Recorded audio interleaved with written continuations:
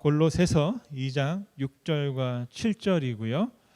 온전한 성결, 온전한 성장이라는 제목을 가지고 같이 한번 말씀 보시겠습니다. 함께 일어나셔서 두 절의 말씀입니다. 짧습니다. 같이 함께 한 목소리로 합독하도록 하겠습니다. 혹시 몸이 불편하지 않으신 분들은 일어나서 같이 주의 말씀을 한 목소리로 읽겠습니다. 함께 보시겠습니다. 골로새서 2장 6절 말씀. 그러므로 너희가 그리스도 예수를 주로 받았으니 그 안에서 행하되 그 안에 뿌리를 박으며 세움을 받아 교훈을 받은 대로 믿음에 굳게 서서 감사함을 넘치게 하라. 아멘. 자리에 앉으시겠습니다. 하나님의 넘치는 은혜가 가득하시길 빕니다. 아멘. 오늘 예배가 끝나고 한 주간 동안 여러분의 마음속에 이 단어가 하나 생각났으면 좋겠습니다. 넘친다, 넘친다, 넘친다. 예. 여러분 혹시 부엌에서 넘칠 때 당황하지 않으셨습니까? 막 국이 끓어오르면 넘친다, 넘친다, 넘친다 막 하셨던 그런 기억이 있으실 텐데요. 여러분 그런 끓어 넘치는 것처럼 우리의 삶에 하나님의 은혜가 막 끓어 넘칠 수 있기를 간절히 소원합니다. 여러분의 마음속에 하나님의 말씀이 끌어 넘칠 수 있기를 간절히 소원합니다. 예, 여러분의 마음속에 하나님의 사랑이 막 끌어 넘치기를 간절히 소원합니다. 네, 넘치게 되면 여러분 방법이 없어요. 아무리 막아도 아무리 안 하려고 해도 넘쳐 나오고 터져 나옵니다.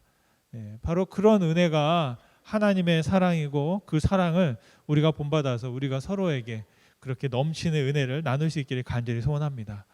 왜 넘치나 봤더니요. 국이 끓어 넘치는 것은 불 위에 있기 때문인 것처럼 우리가 하나님의 성령의 불 위에 있으면 우리도 함께 끓어오르는 줄 믿습니다. 바로 우리가 하나님께 연결되어 있으면 그것을 통해서 자라게 되고 성장하게 되고 충만하게 된다라는 사실입니다. 여러분 하나님은 완전하십니다. 여러분 하나님은 부족함이 없으세요. 그런데 좀 이상하세요. 왜? 부족함이 없는 분이 왜 우리와 함께 일하려고 하실까? 여러분 세상을 살면서 어떤 소망을 가지고 살았습니까? 제가 어릴 때는 나 혼자도 살 수 있어. 누구에게도 아쉬운 소리 안 하고도 살 수 있어. 뭐 이런 생각을 하고 살았어요. 예.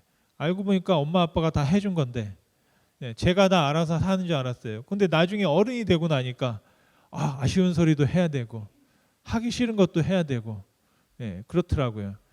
제가 만약 혼자였으면 안 하고 살았을 텐데 제가 안 하면 자꾸 누가 옆에 찔러요. 옆구리를 자꾸 찔러요. 누가 찌를까요? 같이 사는 사람이 자꾸 일어나라고 그러고 어디 가라고 그러고 돈 벌어오라고 그러고 그러지 않나요? 여러분 가만히 그냥 침대에 누워서 TV만 보고 있으면 어이구 우리 아빠 엄마 신랑 멋지다 이럴까요? 아니잖아요. 뭐 좀 하라고 그러지 않겠습니까? 그런데 이건 뭐냐? 사람은 부족함이 있어서 혼자 살 수가 없습니다. 같이 살아야만 살 수 있어요. 그런데 하나님은 부족함이 없으신데도 불구하고 사람을 만드시고 그 사람을 부르시고 그 사람들과 함께 하십니다. 왜 그럴까 봤더니 하나님은 그걸 좋아하세요. 하나님은 여러분을 좋아하십니다. 여러분은 지금 어떤 마음으로 이 자리에 와 계신지 저는 모르겠고 하나님은 아십니다. 여러분이 이 자리에 와 있는 것만으로도 기쁘고 즐거워한다는 거죠. 여러분 하나님의 그 마음이 누구에게 있냐면 우리에게 있습니다. 그래서 우리는 항상 행복하기를 원하고 기쁘고 즐겁기를 원합니다. 저와 여러분이 하나님과 기쁜 마음으로 동행하려면 저는 이 세 가지가 필요하다 생각을 합니다. 그 세 가지 확신인데요. 첫 번째는 구원의 확신입니다. 이게 해결돼야만 그 다음이 있어요. 그 다음은 소명의 확신이에요. 하나님이 나를 왜 부르셨지? 하나님이 나를 왜 이 땅 가운데 존재하게 하셨지? 라는 그런 질문이에요. 세 번째는 사명입니다. 하나님께서 나를 어디로 왜 보내셨는가라는 거예요. 저에게는 이 세 가지 확신이 있어요. 첫째는 하나님이 나를 구원하셨다는 확신. 또 하나님이 저를 불러서 목사로 삼아 주셨다라는 확신. 제가 목사가 되고 싶다고 해서 될 수가 없는 거거든요. 그런데 하나님께 부르셨기 때문이라고 믿습니다. 그리고 마지막 확신은 뭐냐면 내가 지금 이곳 있어야 할 곳이 여기다. 에머스트다. 하나님께서 나를 이곳에 두셨다. 우리 학생들 중에 공부하다 보면 한 1년, 2년 공부하다 보면 내가 여기 있어야 될 것인가라는 질문이 생길 때가 있어요. 저도 대학 다닐 때 보니까 한 1년 다니고 1년 때는요. 1학년 때는 도서관에서만 살았어요. 갑자기 알람이 울리면서 거짓말하지 말라고 그러는 것 같은데 도서관에만 있었어요. 왜? 도서관에만 있고 어디로 갔냐? 기도실에 가고. 그래서 정말 대학 1학년 때만 저는 정말 그때는 정말 부흥 강사였어요. 그 신학교 가면 그런 그 전설 같은 얘기가 있습니다. 1학년 때는 부흥 강사가 되고 2학년 때 되면 목사가 되고 3학년 때 되면 전도사가 되고 4학년 졸업할 때 되면 평신도이거나 아니면 교회 안 다니는 사람 같다. 뭐 이제 그런 식으로 막 은혜가 이렇게 떨어진다라고 하는데 여러분을 비하하려고 하는 게 아니에요, 여러분.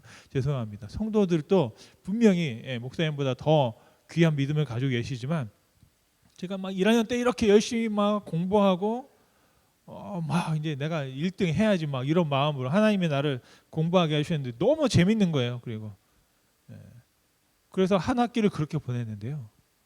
2학기 때 제가 서클에 들어간 거예요. 서클이라는 거 아니죠? 동아리에 들어간 거예요. 동아리에 들어가는 바람에 제 인생이 좀 그때부터 변화가 일어나기 시작했어요. 어떤 변화가 있었냐? 그 동아리에서 제 아내를 만난 거예요. 이제부터는 도서관이 아니고 갑자기 천안 시장에 가고 천안 시장에 막 포장마차 막 맛있는 우동집 찾아다니고 그리고 골목 샛길 들어가서 막 튀김 만두집. 그 제 아내 때문에 정말 많은 새로운 것들을 많이 경험하게 됐습니다. 쉽게 말하면 공부를 안 하고 딴짓을 좀 하다가 그러다 보니까 이 공부에 대한 리듬이 잊어버려서 2학년 때 내가 이 길이 맞나 막 이제 그런 생각이 들더라고요. 그래서 뭐 했을까요? 군대를 갔다는 소문이 있어요. 그래서 군대를 간 거예요. 근데 군대 갔다 오니까 또 열심히 막 공부하고 싶어지더라고요. 이 말씀을 왜 드리냐면 저와 여러분들이 내가 정말 이곳에 있어야 할 곳이 맞나? 하나님께서 나를 이곳에 왜 있게 하셨나? 그런 확신이 없으면 이곳에 있는 것이 굉장히 힘들거든요. 그런데 여러분 기도하시기 바랍니다. 하나님, 이곳이 정말 내가 있어야 할 곳이 맞습니까? 하나님께 나를 이곳으로 부르신 것이 맞습니까? 그 확신을 가져야만 우리가 행복할 수 있어요. 그런 확신이 있는 사람들은 얼굴이 달라요. 막 있기 싫은 곳에 있는 사람과 나는 정말 내가 이곳에 있어야 돼. 내가 오늘 이곳에 가야 돼. 나 여기서 할 일 있어 라고 하는 사람과 어쩔 수 없어서 끌려가듯이 직장에 가거나 학교에 가는 사람은 얼굴이 다르거든요. 그 정말 하나님도 마찬가지입니다. 하나님을 내가 믿을 때도 내가 엄마 때문에 내 누구 때문에 내 아내 때문에 남편 때문에 끌려오는 사람은 힘든 거예요. 정말 대단한 겁니다. 그렇게 와주는 것도. 그런데 정말 내가 이곳에 있어야 된다는 확신을 가지고 살아갈 때 정말 우리가 기쁜 마음으로 즐거운 마음으로 그래야 여러분 마음도 편하고 오래 살 수 있습니다. 여러분 그래서 저와 여러분들이 한번 질문해 보시면 좋겠어요. 이 시간에 나는 구원 받았는가?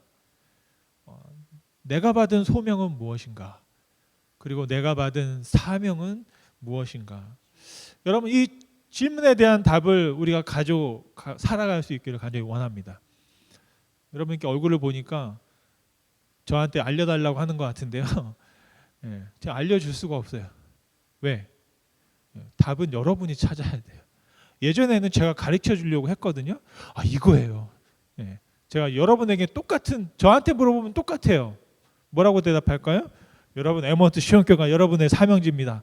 여기서 그냥 죽을 때까지 이 교회를 떠나시면 안 됩니다. 이게 이제 제가 할 수 있는 말이고 하나님께서는 여러분들에게 다른 말씀을 하실 수 있어요. 그러니까 꼭 한번 기도해 보세요. 여러분의 사명과 여러분의 소명은 누가 알려줄 수가 없어요. 여러분께서 찾으셔야 되고 하나님께 질문하셔야 됩니다. 여러분 그렇게 하나님께 질문할 때 하나님은 저에게 말씀하셨던 것처럼 여러분들에게도 분명한 답을 주실 줄로 믿습니다. 그렇게 우리의 질문을 통해서 우리가 흔들리거나 또 때로는 막 떨리기도 하지만 그런 어떤 어려움을 통해서 우리가 더 견고해지는 줄 믿습니다. 저와 여러분들이 이렇게 계속 질문하고 또 한 번 확신을 위해서 가지기 위해서 주님 앞에 붙잡고 기도할 때 우리의 삶이 점점 더 단단해지고 또 하나님께서 말씀하시는 그 반석 위에 짚는 삶과 같은 삶을 살아갈 수 있게 되는 줄로 믿습니다. 여러분, 저와 여러분은 사람이기 때문에 아무리 한 번 확신을 가졌어도 또 흔들릴 수가 있습니다. 그럴 때마다 또 다시 기도해야 되고 하나님 앞에 나아가야만 합니다. 그리고 그런 확신을 얻기에 가장 좋은 방법이 뭐냐? 하나님의 말씀을 읽는 것입니다. 저는 성경을 우리들이 어떻게 살아가야 될지에 관한 삶에 대한 사용 설명서다라고 또 생각을 합니다. 이 성경 안에는 무한한 하나님의 지혜가 담겨 있는데 그 지혜가 유한한 사람의 언어로 표현되고 있다라는 것입니다. 그래서 우리의 지혜가 완전하지 않기 때문에 완벽하게 이해할 수는 없지만 저와 여러분들이 오랜 세월 동안 배웠던 그 말씀 중에 정말 우리가 깨닫고 할 수 있는 것들을 실천하며 살아가는 것, 그것이 바로 하나님의 지혜인 줄 믿습니다. 여러분, 애굽 사람들은요 종으로서 이집트에서 살았습니다. 그래서 이스라엘 백성이었지만 애굽 사람의 종으로 살게 되었어요. 그리고 나서 어떤 일이 벌어집니까? 모세와 함께 홍해를 건너게 되었습니다. 자유인이 되었고 구원받는 사람이 되었어요. 그래서 하나님께서 이스라엘 백성을 어디로 인도하시느냐? 천국으로 인도하신 게 아니고 광야로 인도하셨습니다. 여러분, 광야가 어떤 곳인가요? 광야는 삭막한 곳이죠. 사막. 사람이 살 수 있는 곳이 아닙니다. 그런데 하나님께서 그 이스라엘 백성들을 광야로 인도하셨어요. 좀 이상하지 않으십니까? 우리가 예수님을 믿으면 어디 가야 돼요? 천국 가야 되잖아요. 여러분 예수님 다 안 믿으시나 봐요. 다 여기 계세요. 천국 가야 되는데 여기 계시니까 좀 이상하잖아요. 우리는 여전히 세상에 살고 있어요. 이스라엘 백성들이 구원을 받았으면 어디로 가야 돼요? 천국을 가야 되는데 광야로 들어갔습니다. 광야로 들어갔더니 어떤 일이 벌어집니까? 정말 홍해를 지날 때는 할렐루야 할렐루야 이제 우리는 살았다. 근데 하루 지나고 이틀 지나고 나니까 먹을 물이 없네. 목말라 죽겠는 거예요. 그 나일강의 그 시원한 그 물을 좀 마셨으면 좋겠다. 하나님께서 만나를 주시는데 매번 똑같은 만나만 먹다 보니까 어때요? 그 애굽에서 먹던 기름진 소고기 그 기름덩이 그 기름 태우는 냄새가 막 코에서 한번 나면 좋겠다. 그러면서 뭐라고 했습니까? 이스라엘 백성들이 나 이집트로 다시 돌아갈래. 광야에서 살기 싫어. 어쩌면 우리가 하나님을 믿다 보면 그 이스라엘 백성들과 비슷한 고백이나 마음을 가질 때가 있습니다. 왜 이스라엘 백성들은 그런 말을 했을까요? 그들이 왜 애굽을 나왔는지, 하나님께서 그들을 왜 부르셨는지, 그리고 어디로 보내셨는지를 잊어버렸기 때문이에요. 저와 여러분이 신앙생활 하다가 갑자기 흔들릴 때는 하나님이 나를 어디로 보내셨지? 이 소명과 사명을 다시 한번 붙잡으셔야 돼요. 그게 흔들리면 그때부터 문제가 생기기 시작하는 겁니다. 하나님께서 이스라엘 백성들을 부르신 것은 너희는 종이 아니야. 너희는 자유인이야. 너는 하나님의 백성이야. 가르쳐주는 거예요. 여러분을 하나님께서 부르신 것은 여러분 세상의 종이 아니야. 하나님의 자녀야. 하나님의 백성이야. 라고 가르쳐 주시는 거예요. 그리고 이스라엘 백성들을 보내셨어요. 어디로 보내셨습니까? 가나안 땅으로. 약속의 땅으로. 지금 어제도 보니까 지금 막 저는 이게 무슨 불꽃놀이 하는 줄 알았는데요. 뉴스에 보니까 이란에서 이스라엘로 드론을 날리고 또 막 로켓을 쏴가지고요. 그냥 불꽃놀이 하는 게 아니라 엄청난 지난 밤에 그러니까 토요일 밤 안식일인 것 같은데 유대인들은 그때 막 보니까 라이브로 보는데요. 이게 진짜 있는 일인가 싶을 정도로 어마어마한 드론과 그 미사일을 뭐 수백 발을 그냥 이스라엘 향해서 쐈더라고요. 그러니까 그 전에 이제 이스라엘이 또 폭격한 것이 있어가지고 계속해서 지금 주고받고 있습니다. 너네들이 이만큼은 우리도 해야 돼 하면서 이제 아마 오늘이나 내일 또 안식이 이제 끝나고 나면 다시 또 이스라엘에도 공격하지 않을까 싶어요. 그러면 이제 또 이란 땅으로 하겠죠. 이게 꽤 멀거든요. 근데 그 멀리서 몇 시간이 걸쳐서 쏴가지고 막 날아가고 있더라고요.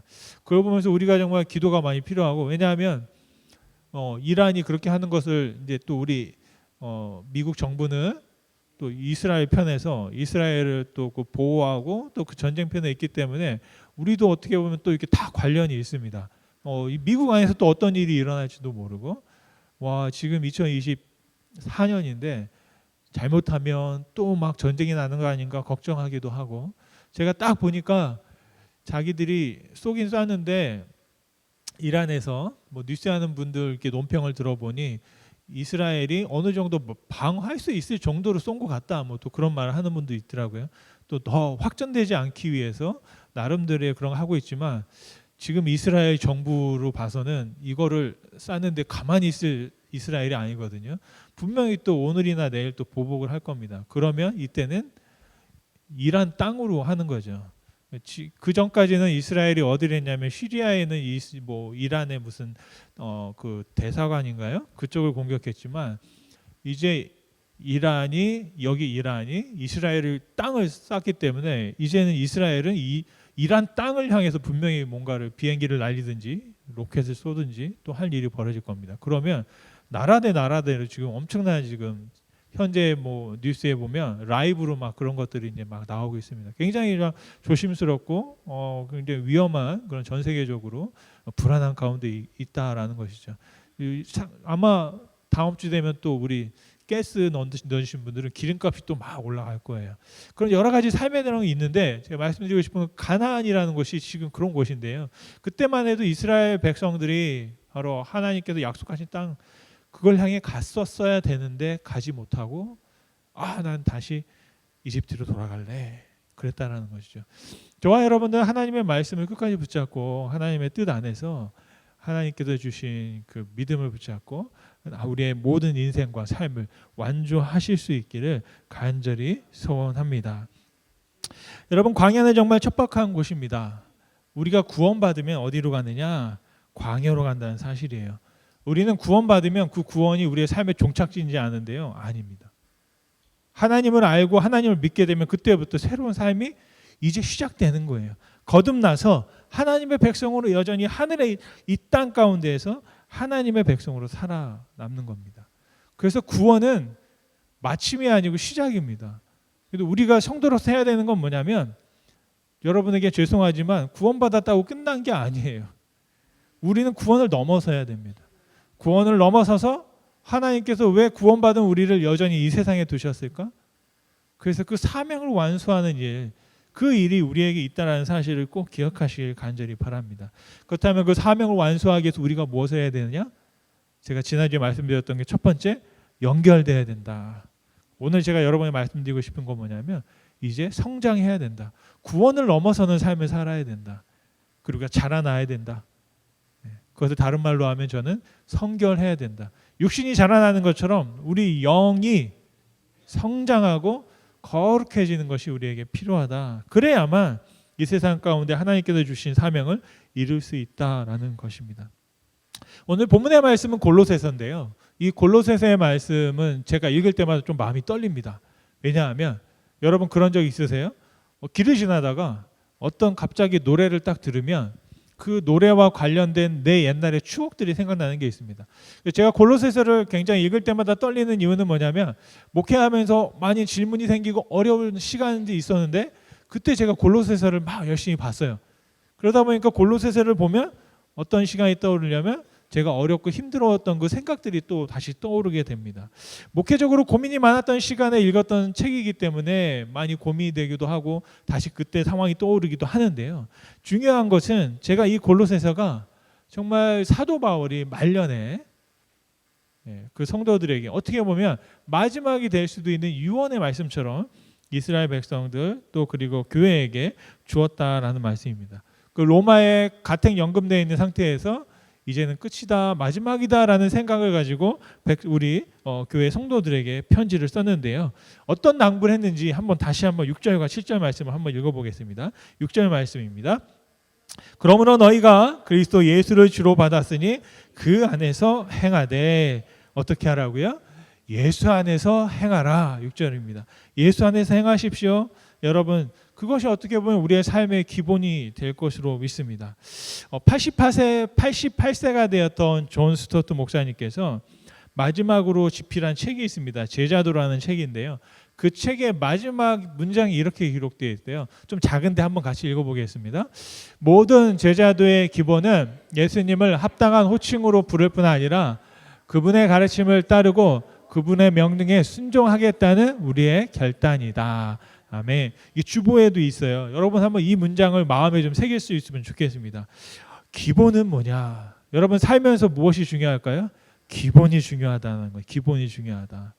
우리 골로새서의 말씀과 이 존 스토트 목사님의 말씀이 7절 말씀을 보니까 거의 닮았습니다. 같이 한번 읽어보겠습니다. 7절 말씀. 그 안에 뿌리를 박으며 세움을 받아 교훈을 받은 대로 믿음에 굳고 서서 감사함을 넘치게 하라. 아멘. 저는 넘치게 하라라는 그 단어를 온전하게 하라, 완전하게 하라라는 단어로 이해합니다.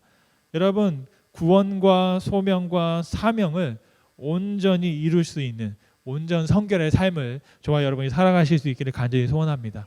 그러기 위해서 7절의 말씀을 우리가 실천하면 좋겠어요. 첫째, 우리가 어떻게 하면 온전한 성장과 온전한 성결을 이룰 수 있겠는가? 예수님께 뿌리를 박아야 된다. 심어야 된다. 내려야 된다. 정해야 된다라는 겁니다. 이 말을 저 목사는 어떻게 하냐면 여러분은 교회에다가 뿌리를 박아라. 이 말로 저는 항상 이해해요. 여러분이 어떻게 이해하실지 모르겠지만 여러분은 이 에머워드 시험교회에 뿌리를 박아요. 제 사적인 그런 굉장히 욕심이 담겨 있지만 그렇게 제가 기도합니다. 그런데 이 교회가 무엇이기 때문에 바로 예수님의 몸된 교회이기 때문에 그렇게 말씀할 수 있습니다. 여러분 예수님께 뿌리를 박아야 된다는 게 뭘까요? 마음을 정해야 한다는 거예요. 혹시 여러분의 마음속에 아직도 갈팡질팡하고 있나요? 주일만 되면 내가 교회를 가야 되나? 공원에 가야 되나? 아니면 어디 딴 데를 가야 되나? 뉴욕을 가야 되나? H마트를 가야 되나? 한아름을 가야 되나? 막 생각을 하고 고민하시는 분이 계실지도 모르겠어요. 여기는 없으신 것 같아. 근데 정해야 된다는 거죠. 예수님께 딱 정하면 어떨까요? 홀가분하더라고요. 결혼한다는 건 뭐예요, 여러분? 마음을 딱 정한다는 거잖아요. 학교를 간다는 건 학교를 내가 이제 정하는 거잖아요. 오라는 학교가 많지만 그 중에 하나의 학교를 딱 정했으면 이제 내가 여기에서 내가 뭔가를 하겠다는 거죠. 저와 여러분의 삶도 어디에다가 예수님께 딱 정하는 겁니다. 정하고 나서 그 정한 예수님 안에서 이제 우리가 할 수 있는 일들을 한다라는 것이죠. 여러분 어떻게 하면 우리가 예수님 안에서 온전하게 정함을 살 수 있을까? 저는 야고보서 4장 8절 말씀이 굉장히 우리 가운데 한번 유념해서 볼 만한 말씀이라고 생각하는데요. 같이 한번 읽어보겠습니다. 하나님을 가까이 하라. 그리하면 너희를 가까이 하시리라. 죄인들아 손을 깨끗이 하라. 두 마음을 품은 자들아 마음을 성결하게 하라. 성결하게 하라는 게 뭔가요? 두 마음을 하나의 마음으로 세상과 우리 교회 사이에서 정말 내가 하나의 마음, 나와 예수님 사이에서 예수님으로, 그래서 하나님께 가까이 가는 그런 마음을 가지라고 말씀하고 있는 줄 믿습니다. 여러분 우리가 심겨져야 되고 뿌리를 내려야 돼요. 그러지 않으면 자랄 수가 없어요. 심겨지지 않으면 온전해질 수가 없습니다. 심겨지지 않으면 어떻게 됩니까? 누릴 수가 없게 되는 거예요. 만약에 내가 무엇을 심었는데 여기에 심었다 이쪽에 심었다 계속 옮겨 심으면 아무것도 얻을 수 없게 되는 것이죠. 저와 여러분이 예수님께 심으시기를 간절히 소원합니다. 네. 여러분 예전에 제가 어릴 때는 이런 찬양을 많이 불렀어요. 혹시 아시는지 모르겠어요. 예수 나의 친구 아멘 할렐루야 아멘 할렐루야 아멘 아멘 아멘. 한번 해볼까요? 예수 나의 친구 아멘 할렐루야 아멘 할렐루야 아멘 아멘 아멘 하다가 사회자가 이럽니다. 예수 나의 친구 말고 예수 나의 구세주. 예. 예수 나의. 예. 제가 어릴 때 기억나는 게 그런 게 있어요. 예수 나의 대빵 막 이렇게 하는 게 있었어요. 요즘엔 잘 안 부르더라고요. 근데 예전에는 이걸 굉장히 많이 불렀어요. 그래서 막 도림놀래로 있는 사람들 다 하면서 예수 나의 막 그러면 그때부터 막 머리가 이제 지끈지끈하는 거예요. 아, 난 뭐라고 하지? 그런데 내가 딱 하려고 그랬는데 내 앞에 사람이 딱 하는 거예요. 아, 그러면 내가 막 어떻게 할 바를 몰랐는데 여러분 예수님이 나의 무엇인지를 정하시기를 간절히 소원합니다. 그래서 그분에게 내가 뿌리 내리고 뿌리 박고 연결되어 있을 때 우리가 살게 되는 줄 믿습니다. 두 번째로 뿌리 박았으면 이제 예수님이 어떤 분이신지를 알고 그분의 가르침을 배워야 합니다. 바로 예수님의 교훈을 따라서 살아야 한다라는 것입니다. 여러분, 저와 여러분이 어떻게 하면 예수님의 교훈을 따라 살 수 있을까요? 세 가지만 간단히 말씀드릴게요. 첫째, 한번 예수님께서 어떤 말씀을 하셨는지 마태복음, 누가복음, 요한복음, 마가복음을 한번 읽어보시길 바랍니다. 제가 하나님의 말씀을 이렇게 대신 읽어줄 수도 있는데요. 대신 읽어주는 것보다는 여러분이 직접 읽어보시기를 바랍니다. 이렇게 말씀드리고 싶어요. 읽는 자는 복이 있나니 말씀 속에서 예수님을 만날 것입니다. 자, 그 다음에 읽는 것보다 더 좋은 게 있어요. 여러분 한번 말씀을 한번 써보시기 바랍니다.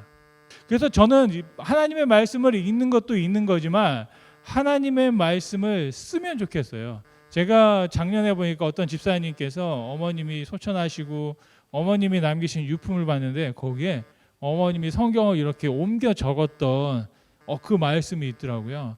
공책이 있던 걸 봤어요.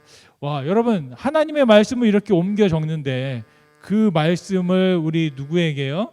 우리 자녀들에게 유품으로 남겨준다? 이것도 참 좋은 것 같아요. 근데 저는 뭐가 더 정말 좋았을 것 같냐면 그 성경을 막 쓰고 있는 부모님의 모습을 자녀들이 보고 있다면 거기에서 얼마나 참 큰 은혜를 받을까라는 생각을 해봤습니다. 그런 말이 있어요. 뭐냐면 아이들은 부모의 말을 듣는 게 아니라 부모의 뒷모습을 본다고 그래요. 예. 제가 항상 운전할 때 보면 애들이 뒤에서 보고 있어요. 그러면서 저는 막내가 뭐라고 그러냐면 항상 얘기해요. 우리 막내가 그렇게 안 보이는데 굉장히 이게 좀 뭐라 그러죠? 생각이 아주 그냥 법을 지키는데 굉장히 저게 돼 있어요. 여기 가다 보면 속도 제한이 있잖아요. 속도 제한이 막 25마일, 35마일, 45마일 이래요. 그런데 제가 막 50마일 막 이러면 저거 보라고 사인 보라고 지금 과속하고 있다고 막 계속 지적질을 막 하는 거예요. 그러니까 뒤에서 막 그런 적이 있어요. 왜냐면 자녀들은 안 보는 것 같지만 그걸 다 보고 있는 거죠. 아, 우리 아빠가 이렇게 막 열심히 빨리 운전하는구나, 위험하게 하는구나 라는 걸 막 깨닫고 있다는 거예요. 세 번째로 하나님의 교훈을 받기 위해서 우리가 한번 했으면 좋겠는 게 뭐냐, 바로 큐티를 좀 하셨으면 좋겠다라는 생각을 합니다. 큐티가 여러분 무엇인 줄 알죠? 하나님의 말씀을 같이 나누기 위해서 매일매일 하나님의 말씀을 묵상하고 그 본문을 한번 따라서 읽는 부분들입니다. 그렇게 할 때 우리가 하나님의 말씀을 배울 수 있고 따라갈 수 있다라는 생각을 하게 되는 것입니다. 여러분 한번 볼까요? 하나님을 믿는다는 것은 머리로 하는 게 아닙니다. 저와 여러분 하나님을 믿고 따라간다는 건 뭐냐면 손과 발로 몸으로 하게 되는 것인 줄로 믿습니다. 여러분 우리가 그냥 머리로만 하면 어떻게 될까요? 비만이 돼요. 하나님의 말씀을 그냥 듣기만 하면 영적 비만이 됩니다. 그래서 그 영적 비만을 건강한 신앙생활을 하기 위해서는 무엇이 필요하다? 몸을 움직여서 손과 발로 하는 그런 삶이 필요하다고 말씀드리고 싶습니다. 세 번째로 우리가 어떻게 하면 성결해지고 또 우리의 삶이 하나님의 말씀 안에서 정말 자라날 수 있을까? 여러분 말씀을 가지고 살아내실 수 있기를 간절히 소원합니다. 여러분 말씀을 따라 사는 건 쉽지가 않아요. 왜냐하면 우리가 하는 일반적인 것과는 좀 다르기 때문이에요. 몸이 필요합니다. 그냥 우리 몸이 하는 것과는 좀 반대대로 살아야 한다라는 것이죠. 사도 바울이 뭐라고 얘기하냐면 믿음에 굳게 서서 감사함을 넘치게 하십시오라고 말씀하고 있습니다. 여러분 우리가 어디에 서 있어야 된다? 믿음에 굳게 서 있어야 한다라고 말씀합니다. 거기에 서서 어떻게 해야 된다? 감사함을 넘치게 해야 한다라고 말씀하고 있습니다. 여러분 예수님께 정했다면 이제 우리가 좀 포기할 것들이 좀 필요하겠죠. 그래서 포기할 것들은 포기하고 우리가 예수님의 제자로서 하나님께서 우리 가운데 허락하신 정말로 넘치는 은혜를 누리며 경험하며 살아갈 수 있게 되기를 간절히 소원합니다. 여러분, 말씀을 마치면요, 우리가 어떻게 하면 하나님의 사랑과 하나님의 은혜 안에서 넘치는 인생을 살 수 있느냐? 예수님께 뿌리 내리고 또 예수님의 말씀의 교훈을 우리가 배우고 그 말씀을 실천하며 사는 것입니다. 그런데 그 모든 것이 가능하게 된 것은 하나님의 온전한 사랑 때문인 줄로 믿습니다. 넘친다는 게 뭐냐면 오버플로잉이래요. 넘쳐난다. 여러분, 하나님의 사랑이 넘쳐서 우리께까지 왔고 우리가 하나님의 사랑을 실천하고 그것을 이루기 위해서 살아갈 때 어떤 일이 벌어집니까? 이전까지는 정말로 가치 있게 좋게 생각하던 것들이 이제는 가치가 없어지게 되고 또 새로운 삶으로 나아가게 되는 줄로 믿습니다. 여러분, 사랑하게 되면 어떻게 됩니까? 한눈을 팔지 않아요. 하나에 집중하게 됩니다. 그 말씀에 집중하게 됩니다. 하나님께서는요, 항상 주목하시는 게 있어요. 누구를? 바로 여러분들을 주목하시는 줄 믿습니다. 왜냐하면 여러분을 사랑하기 때문이에요. 그래서 여러분이 얼마나 우리 가운데 예수님께, 하나님께서 우리에게 얼마나 소중한 기쁨이 되는지를 스바냐 3장 17절 말씀에 이렇게 말씀하고 있습니다. 여러분 잘 아시는 말씀이죠? 같이 한번 읽어보겠습니다. 너희 하나님 여호와가 너희 가운데 계시니 그는 구원을 베푸실 전능자시라. 그가 너로 말미암아 기쁨을 이기지 못하시며 너로 잠잠히 사랑하시며 너로 말미암아 즐거이 부르며 기뻐하시리라. 아멘. 여기 재미있는 게 있습니다. 누가 노래합니까? 우리가 노래하는 게 아니라요, 하나님께서 즐거워하며 기뻐하신다는 거죠. 우리 자녀들이 대학에 갔다가 방학을 맞아서 집에 올 때 엄마들이 부엌에서 막 음식을 하면서 와와와와 막 하면서 혼자 콧노래를 부르는 것처럼 하나님께서 여러분을 보며 여러분을 기다리시고 여러분을 맡고 여러분을 함께하는 걸 생각할 때 콧노래를 부르고 기쁨을 참지 못해서 막 흥얼거리신다라고 하는 것입니다. 여러분 믿어지십니까? 하나님께서 그렇게 하신다는 거예요. 예수님께서 말씀하셨던 탕자의 비유에 보면 둘째 아들이 방탕에서 나갔다 돌아올 때 저 멀리에서 아들의 모습을 보고 아버지가 맨발로 뛰어가 나가는 거죠. 그리고 누더기 옷을 벗겨버리고 새로운 옷, 정말로 아들의 옷을 딱 입혀서 그 아들을 다시 자신의 자녀로, 그리고 가장 좋은 고기, 가장 연한 고기를 잡아서 음식을 베풀고 잔치를 베풀고 사람들을 초대하고 우리 아들이 살아 돌아왔다고 하는 모습이에요. 여러분, 이게 어떤 모습이냐? 아버지의 모습입니다. 여러분 혹시 오늘 교회 올 때 그런 감정이나 느낌을 받으셨어요? 네? 안 받으셨어요? 아무도 이 교회 앞에서 누가 오셨냐고 막 이렇게 반갑게 맞이하는 분이 없으셨어요? 또 오셨네? 이러셨어요? 여러분, 저와 여러분들이 한번 이 아버지의 마음을 가지고 같이 우리 서로 환영하고 반갑게 맞고 축복할 수 있으면 좋겠습니다. 우리 한번 다음 주에는요, 어떻게? 집 나갔던 둘째 아들이 돌아오는 것처럼 저기 주차장에서부터 아니면 여기서부터 오면 막 왔냐고 손을 흔들어주면 지나가는 사람들이 저기 왜 저러지? 라고 할 정도로 한번 반가워해주면 어떨까라는 한번 고민 한번 해봅니다. 여러분, 하나님 안에서 저와 여러분들이 온전한 사랑을 이루고 온전한 하나님의 성품을 닮아서 온전한 성결 이름으로 말미암아 하나님의 영광을 드러내는 삶을 살 수 있기를 간절히 소원합니다.